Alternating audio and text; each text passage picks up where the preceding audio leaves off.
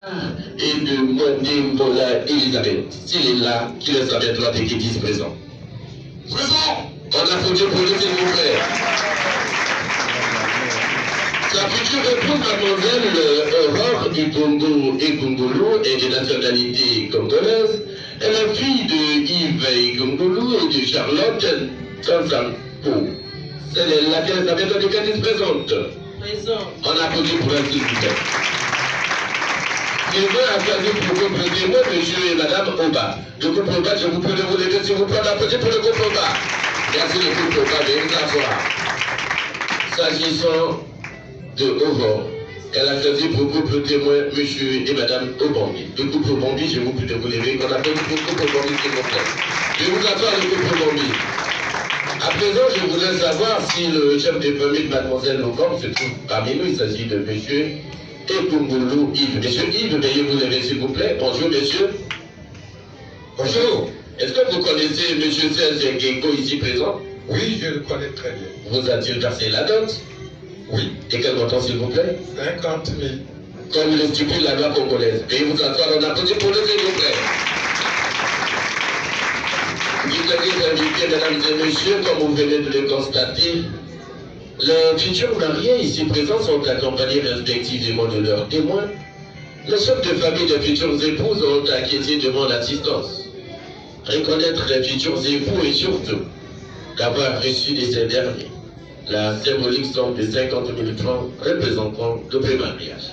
Toutes ces conditions réunies nous permettent de poursuivre cette célébration pour vous parler des effets du mariage. Les effets qui ne sont entre autres que les droits et obligations des mariés. Il s'agit des différents articles contenus dans la loi supra-énoncée qui rappellent non seulement vos droits et aussi vos obligations. Ceux-ci sont contenus dans le paragraphe 8 de la présente loi, notamment à ses pages 44, 45 et 46. En ce qui vous concerne, Taïs Mali, juste 2 articles seront évoqués au cours de cette célébration. Il s'agit notamment de l'article 167, qui consacre la fidélité, le secours, l'aide et l'assistance, et l'article 168, lié à la direction normale et matérielle de la famille. S'agissant de l'article 167, le législateur nous rappelle que les époux se doivent mutuellement fidélité et qu'ils se doivent secours, aide et assistance réciproque, ceci pour la sauvegarde des intérêts moraux et matériels de leurs enfants. Quant à l'article 168, le mari est le chef de famille, mais il exerce cette fonction dans l'intérêt commun du ménage. 2 articles, quel commentaire rappelle-t-il? Il faut simplement dire qu'à travers ceci, le législateur a voulu nous rappeler d'une part des obligations mutuelles que l'on doit observer au sein d'un couple. C'est-à-dire pourtant que le mari doit être fidèle à sa femme. Il doit l'aider, l'assister et la secourir chaque fois qu'elle en aura besoin. De même que la femme doit être fidèle à son mari, elle doit l'aider, l'assister et le secourir chaque fois que besoin s'impose. S'agissant des rôles, le rôle joué par l'époux et celui joué par l'épouse. L'époux est le responsable de sa famille, il en est le chef. C'est lui qui prendra toutes les décisions relatives à la préservation des intérêts ici évoqués.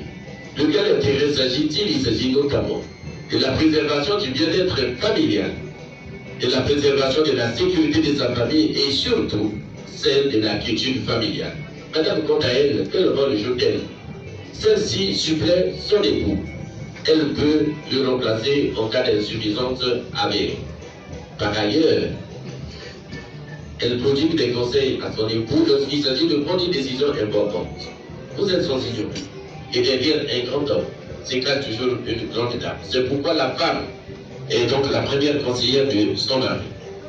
Distingués invités, mesdames et messieurs, après avoir rappelé les effets du mariage, je voudrais par ailleurs vous signifier que le mariage à l'état civil est aussi une audience publique. Audience au cours de laquelle les requérants ici présents sont emmenés à approuver ou désapprouver leurs dépositions faites à travers les dossiers que voici.